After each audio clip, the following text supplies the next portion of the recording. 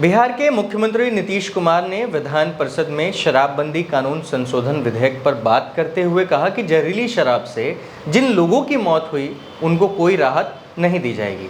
शराब के मुद्दे पर बात करते हुए सीएम ने आगे कहा कि जो बापूजी की बात को नहीं मानते हैं वे हिंदुस्तानी नहीं हैं, वो महापापी और महायोग हैं, उनके लिए कोई सहानुभूति नहीं। सख्त रवैया अपनाते हुए सीएम नीतीश कुमार ने आगे कहा कि दुनिया भर में शराब का कितना बुरा असर है ये सब जानते हैं। राज्य में शराबबंदी के कारण लोग अब सब्जी खरीद रहे हैं। पहले राज्य में सब्जी का इतना उत्पादन नहीं होता था।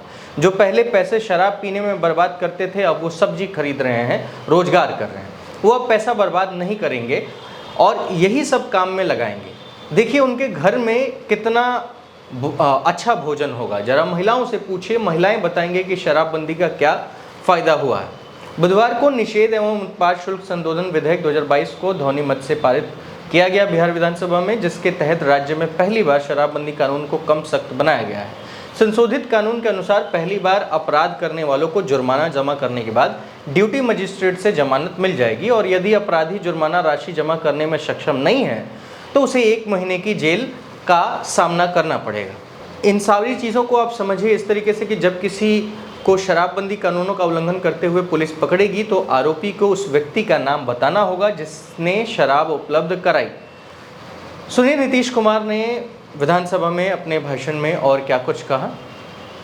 याद हुआ और राष्ट्रपिता की भावना, बापू की भावना को भी कोई नहीं मानता है तो हम तो मानते ही नहीं है कि वो हिंदुस्तानी है।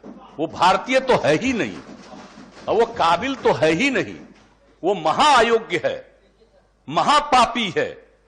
जो राष्ट्रपिता बापू की बात को भी नहीं सुनता है, अब समझता है, तो उसका क्या मतलब? इसलिए इस बात को देखना चाहिए, जरा सा ये सब प्रचार करना चाहिए। बापू की बात, दुनिया भर में दारू का कितना बुरा असर है, इन सब चीजों को लोगों को बता करके धीरे धीरे बताना चाहिए कि हो जाए।